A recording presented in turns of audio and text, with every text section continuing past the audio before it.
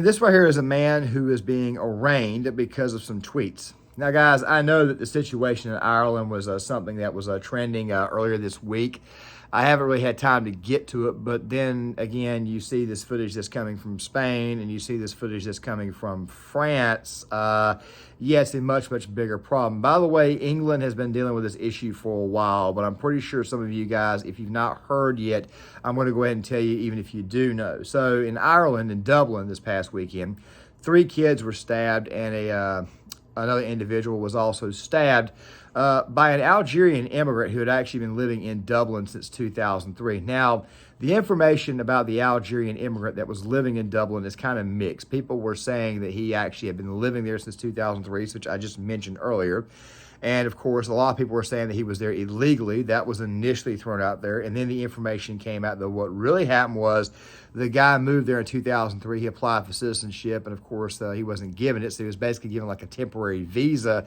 And he spent the last 12 years there. With the first 8 years from 2003, he basically was under, I guess you could say, application status is what some people would call it. But the thing is this right here. People in Ireland are obviously upset, and of course the first people that they want to blame over this entire thing is of course the far right, saying that it was the far right that was out there protesting and burning things down. By the way, I want to go ahead and say this right now. I am not in favor of riots at all because I've always believed that riots are really just a handful of people who start things and then everybody else who shows up, they take advantage of the situation. So I just want to go ahead and throw that out there right now. I'm not okay with riots on the right. I'm not okay with riots on the left. I've called this out on multiple occasions. It just so happens to be that the left is the one who always finds a way to riot. But of course, given the situation involving immigration, given the situation involving all the people that are being brought in from the Middle East, yes, people were obviously upset and people were obviously going to start looking at the situation saying, what are we doing here? And of course, people who are not on the right, people who are more towards the left or left center, are going to start to pivot more and more and more to the right. Now, why am I making this video? Well, I'm making the video to talk about the issue at hand, which of course is illegal immigration. And also to go on top of that, I'm also talking about the issue at hand, which is what will happen here in the United States, because in case you guys haven't noticed, we're dealing with that sort of thing now.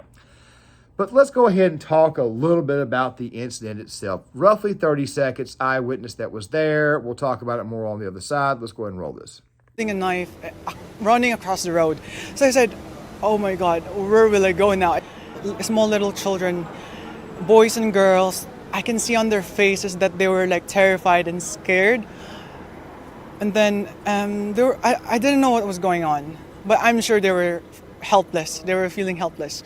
And then at the end of it, I saw this little girl. She was like wearing a blue jacket and pink bag. She was like running and then slowly. Now, this person here, and of course, I'm primarily talking about Ireland, okay?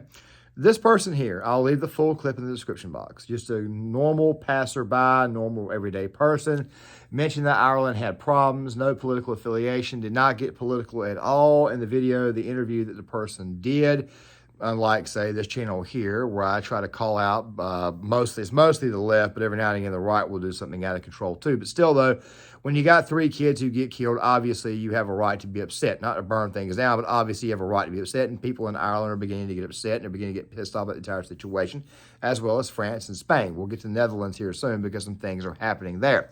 So the thing is this right here. This person witnessed the event, saw it, obviously was not okay with it, tried to administer CPR. I'll leave the full interview in the description box. I did not want this video to be too long. The thing is this right here. People in the middle of the road are starting to say to themselves, you know what, this entire situation is getting out of control. It has gotten to the point to where even if you are a classical liberal here in the United States and you call something out that happens, the media will automatically brand you as alt-right. We will talk more about this here in a second. But how is Ireland going to handle this entire situation? Well, here you guys go. To the terrible events that occurred on Parnell Square on Thursday, I really would ask people to try and avoid connecting crime with migration. It's not right. Yes, of course, people who are migrants might commit crimes, just as people who aren't commit crimes.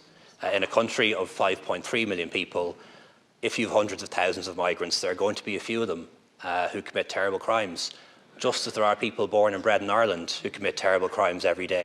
Ireland's prime minister basically decided to basically say right there at the very end that people who live in Ireland also commit crimes too. And while I don't doubt that, I have to ask you a question. So why in the world do you want to lump natives from Ireland? Why do you want to lump in native people who were actually born and raised in Ireland with people who have not been vetted? I know about the person who, quite frankly, I mentioned earlier, who had been living there for 20 years, but still, though, he stabbed 3 kids, okay?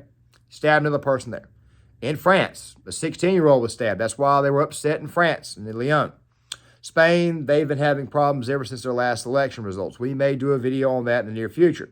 But the fact of the matter is that people are beginning to get a little bit upset with the fact that people from the Middle East are coming in. By the way, I want to go ahead and make this perfectly clear. The reason why it is that people get so upset about illegal immigration is because we can't vet everybody, so therefore we don't know where everybody's coming from. Now, I understand replacement. I understand all that type of stuff. I've done several videos on that, and of course I have a video coming out to go along with this one here, talking about the situation once again in Chicago and New York because, for whatever reason, 2,500 police officers have resigned in the city of New York. We'll talk more about that in video number 2, especially given the budget cuts that they're about to experience with the immigration problems. Things are, in fact, about to get out of hand. So, your response to this entire situation is to basically say that people who live in Ireland, people who are from Ireland also commit crimes too. This wasn't a native a person from Ireland. This was not a native Irishman who did this crime. This right here was an immigrant who had spent 8 years living on a temporary visa and then spent 12 more years practically under the radar, okay? And more of this crap is going on. More and more crimes are being committed. And then you get this little graph from, Germany, France, Italy, and of course it looks about the same across the board that suspect lists are going up when it comes to the topic of illegal immigration. Meaning that crimes being committed, crimes that have not been solved, there are more and more suspects that are coming over to these places that are illegal, especially from places in the Middle East. That means that there is, in fact, a problem. There's a problem with this situation. And, of course, it's probably going to get worse, especially with weak, feckless politicians who are going to blame normal citizens who live in these areas who were naturalized, and you're going to automatically call them alt-right. Which, of course, brings us back to Conor. Speech doesn't exist in Ireland anymore, Chris. Irish Prime Minister Leo Varadkar vowed to pass legislation that would crack down on so-called online hate speech and outlaw the possession of reckless memes on Friday. This comes after riots swept Ireland's capital the day prior in response to an Algerian immigrant allegedly stabbing 3 children as young as 5 years old and a woman in Dublin. 34 people were arrested and have been branded as far-right, anti-migrant extremists by authorities. 5-time world champion UFC fighter Conor McGregor condemned the violence and blasted the attacker. One of his posts on X read in part, quote, "Innocent children ruthlessly stabbed by a mentally deranged non-national in Dublin, Ireland today. There is grave danger among us in Ireland that should never be here in the first place. And there has been zero action done to support the public in any way, shape, or form with this frightening fact. Not good enough." Well, as a result, McGregor, who was born in a suburb of Dublin, is now reportedly under investigation for violating Ireland's hate speech laws. Now, guys, I know that Conor McGregor has done some things in his life that, quite frankly, you shouldn't be proud of. The whole Dustin Poirier thing, the way he acted in the ring afterwards, wasn't exactly becoming. Of course, there's also the situation involving Khabib Nurmagomedov and all the trash talk. By the way, Conor got a little bit educated on this topic of Islam. Don't worry, I'll leave this video in the description box. What was Conor saying? It's very interesting. I advise you guys watch it, even if you're not a fight fan. Conor has also assaulted an elderly man in a bar for refusing some of his proper 12 whiskey. Conor's done a lot of very questionable things, but still at the same time, he is still a native of Ireland, born in North Dublin, and he obviously still cares about the nation of which he is from. I understand that Ireland does not have the same free speech laws that the United States has. Of course, these right here were tweets, but still at the same time, though, He is simply calling out the chaos that is going on in the country of Ireland. Of course, this is happening all over the world right now. And you've got people out there who want to shut people up. That right there is what's going on here. The neoliberal establishment, the left-wingers, do not want people to talk.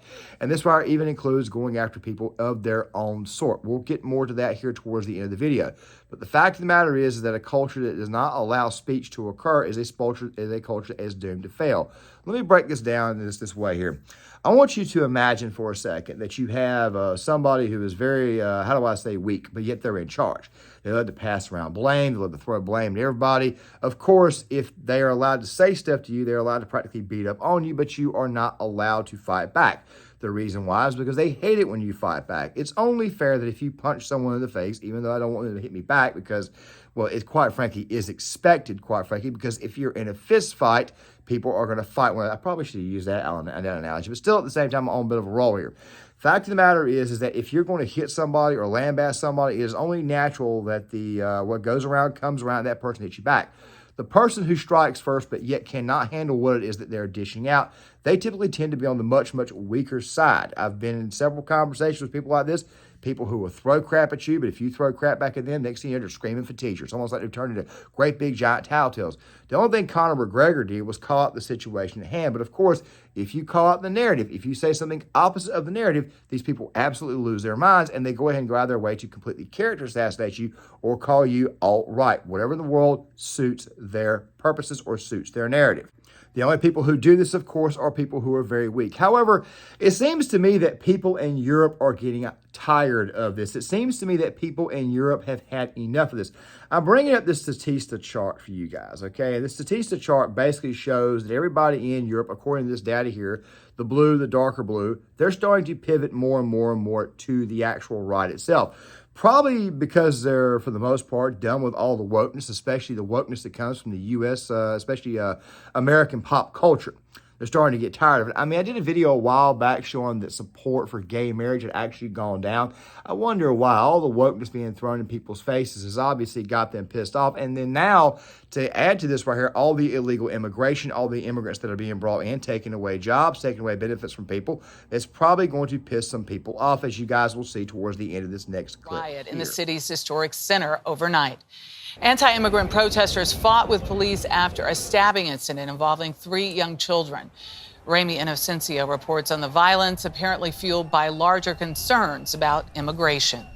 Hundreds of police officers faced down a swarm of rioters in central Dublin. The mob of about 100 setting fire to buses and police vehicles and looting more than a dozen businesses. Ireland's police commissioner called the violence disgraceful and said far-right groups were responsible. We have a complete lunatic hooligan faction driven by far-right ideology. Sparking the chaos, several stabbings earlier in the day of 3 young children and a woman who tried to stop their attacker. It was horrendous, and the children screaming and the women screaming. The sole person of interest, a man in his 40s, an Irish national only for about half that time. The knifings unleashed rising anti-immigration anger. This year, Ireland marked record immigration, granting entry to more than 100,000 foreigners. The same anti-immigration wave delivered a surprise landslide win this week for anti-Islam politician Geert Wilders in the Netherlands. People expect our agenda of hope, tougher asylum and immigration policy. Wilders is known as the Dutch Donald Trump, as much for his populist policies as for his hair. He's called the Quran a fascist book and has been the target of death threats. As police in Dublin prepare for a possible second night of violence, the Prime Minister said these scenes should be condemned. The Netherlands, they are moving to the right. Argentina, they have decided to move to the right with the election of Javier Milei. But still, though, that brings the question. So if immigration is one thing that's going on, if the wokeness is the other thing that's going on, isn't there anything else? Well, I'm pretty sure that there is. Now, guys, I'm going to let the next minute and a half play out. This right here came from Tim Pool. He reported on this earlier, but of course, he basically was calling some of this crap here out, or he was giving his version of it. Of course, there is going to be some disagreements on the other end, but make sure you guys pay attention, because even though I'm going to disagree with some of the things that are said, I do, in fact, need to come at this from a different point of view, because I think there's a point of view here that's, quite frankly, being missed. And I think it's a amalgamation, or it's the spark to a much, much bigger problem. I have no idea how to put that into words, but still at the same time, I'm pretty sure by the time I explain it on the other end, you guys will understand. Immigration and Islam. Here they shout, French, wake up. This is your home here. Now, I did mention this a little bit yesterday, but I want to make sure it's in this context. Okay. In the United States, you have the far left claiming that they're supporting indigenous rights. You have pro-Palestine activists saying the people of Palestine are the true owners of the land and Palestine shall be free. It's like, okay, shall France be free? Honest question. Okay. If the people who are coming to France are not the original landowners and they're killing people, wow. The far left must view the Algerians accused of killing these teens the same as they view the Israelis. What's that? They don't? Well, gee whiz, gee golly. What could that possibly mean? Why is it that in the United States, they say they're for indigenous people's rights? In Canada, they say First Nations people, and they defend their rights. And then when it comes to Europe, it's the inverse. Pro-immigration. Well, hold on. Now, hold on there a minute. These people in France that are protesting are the indigenous population who are upset they are facing what they would describe as active colonization. In which case, wouldn't the left be in favor of what these people are protesting and calling for an end to colonization? The reality is these people don't really care about any of the ideology they claim to care about. And this is proof. What they care about is attacking white, cis, heteronormative patriots. That last part's the one thing that I kind of disagree with. So do the wokes even care about the woke? Now, here's the truth. In this particular segment, and like I said before, I wanted to kind of condense this video for time. Tim talked about a poll that they did that only about 8 to 12% of the United States was actually lefty progressive in the woke fashion. Of course, most of them exist online. They live on Twitter. They live outside. They live within the Beltway. I call it the Beltway because they live around the bigger cities, and of course, they stay online all the time. They're the people who are actually influencing policy. And of course, the media has this tendency to call anything and everything they do not like far right. This is kind of how these people are. But the thing is this right here. Do the wokes even care about their own ideologies? Well, I'll put it this way here. I would not say that the woke don't care. What I would say is that the woke online figures don't care. The thing is this right here. They live to sow chaos because they know it creates views. It creates money. It creates cash. We live in a massive sense of false confidence here in America. We live in a massive sense of false confidence, especially in some of the more NATO countries. As a matter of fact, I would say all NATO countries because they all do to a certain degree. It's a false sense of security. So what happens is that you got people out there like Hassan Piker, Vosh, the online progressives who basically preach progressivism, preach all the crazy commie socialism crap, but yet at the same time, if you actually look at their platforms and look at their lifestyles, they're bigger capitalists than I am. I got to say this all the time. Hassan Piker's got a $3 million home. He lives like a pure capitalist.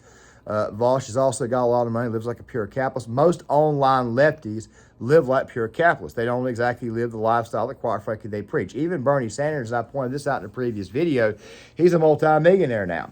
I mean, socialism. Okay, so obviously socialism doesn't work anywhere it goes. Let's just be honest. It truly doesn't. Not very many areas where it's actually worked out. But the most famous socialist in the United States is a multi-millionaire. Think about that. Let that sink in. I think that what it is that these people's radical ideas, which, by the way, they screen this type of stuff to get to the top of the algorithm, to produce more clicks, produce more money, has opened up a lot of let's just say it's opened up the minds of a lot of very sick people. It's no secret that the vast majority of the left-wingers here in the United States are overly medicated, overweight, and also have some form of mental condition. I'll leave the links in the description box. It's just the way it is. And, of course, I did a project on this, and I'll be revisiting that project one day next year. Of course, we'll be breaking it down in different forms. Fact of the matter is that these online lefty influencers, these people who claim to care so much about indigenous people, they have utilized their platforms for clicks and overall revenue. They have utilized that, and in the process of utilizing that, them not taking things seriously, or maybe they did, they have gone out of their way to create a nightmare that is being thrust upon the world. The vast majority of these people that they have influenced believe themselves to be true believers, which is very, very weird because when they find out that these people that they've been following for so long aren't actually true believers, I wonder what the hell is going to happen as a result of this. What it has done is it has opened up a world full of craziness because there are people out there who do, in fact, have these types of views. I don't think Tim is going to fully call these people out, probably because he's probably going to have some on the Timcast IRL special, but still at the same time, I don't fully agree with that. The vast majority of the woke people who are actually woke do in fact care about the woke ideology. It's something that they actually really and truly believe, and they're completely nuts. The people who are influencing them, on the other hand, however, do not really and truly believe in the wokeness, and they are pure, true capitalists taking advantage of the system, basically running a great big giant scam, or as we call it here in the online world, it's all a grift.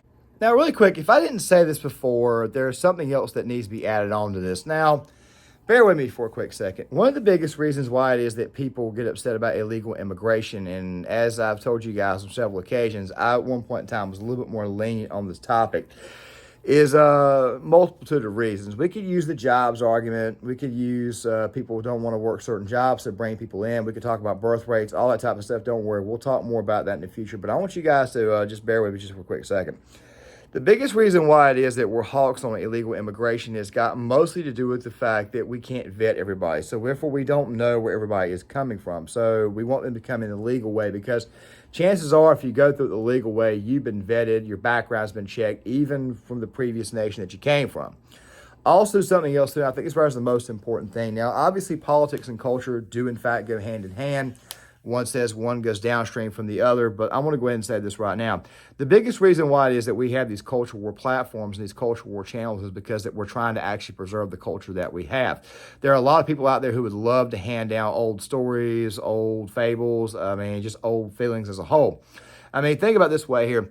You see a certain movie that actually excites you. We'll say it's a Christmas movie. We'll say something like It's a Wonderful Life. Obviously, you don't want to see something like that get completely screwed up or destroyed or remade in a negative light. It's part of the reason why it is that people will find a way to get upset over situations involving Hollywood because, and God knows I've done it too, because the wokeness crap is out of control. I think people in Europe are looking at this entire thing, and you're looking at all their old stories and all their old traditions getting completely tossed on their head. That's one thing that the wokes do. They have a serious hatred for the previous culture. They have a serious hatred for the culture that they're in, so they feel like they have to actually go in there and change it, which quite frankly, they don't need to do it because a lot of them grew up with the same culture as everyone else. They just find something wrong with something and they figure, screw it, I got to change it. I got to do something to make everybody's life live in hell. And that's what they end up doing in the process. The immigration factor just adds to the problem and makes it 10 times worse than what it already is.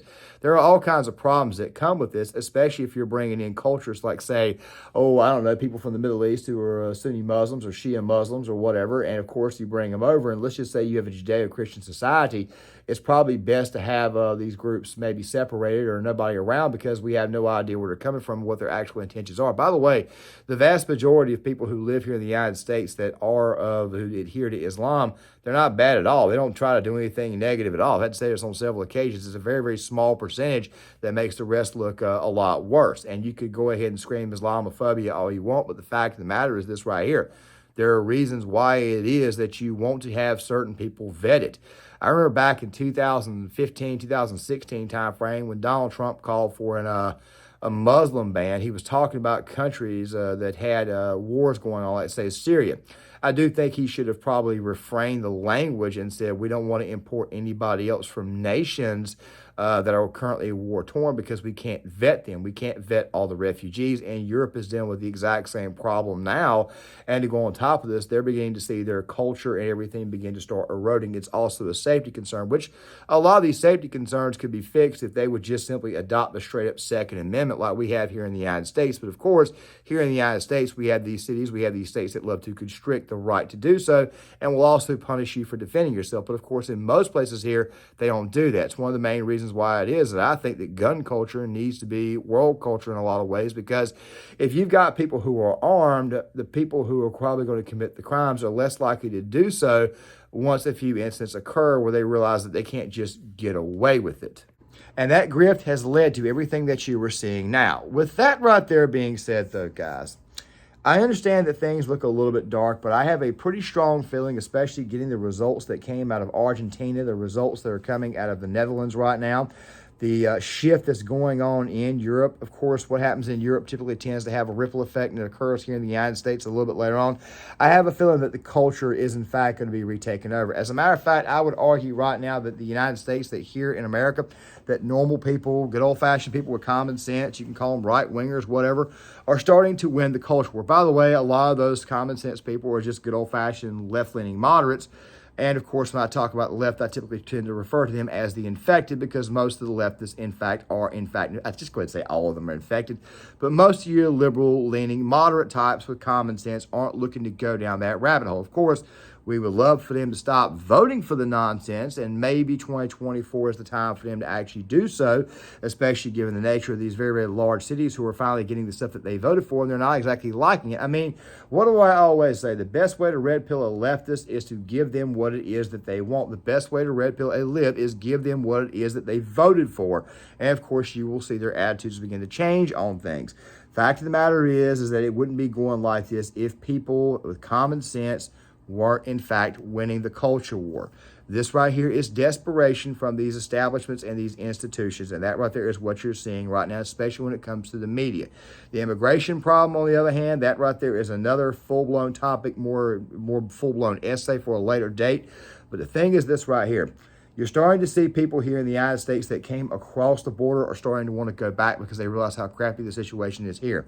I'm not saying that's going to happen in Europe, but you could see some serious changes here on that continent here in the very near future.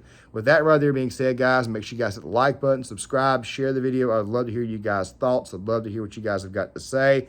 Please leave a like button for the algorithm. Please share the video, hit the notifications bell, subscribe if you are new here. And let me go ahead and shut this video down. I will see you guys later.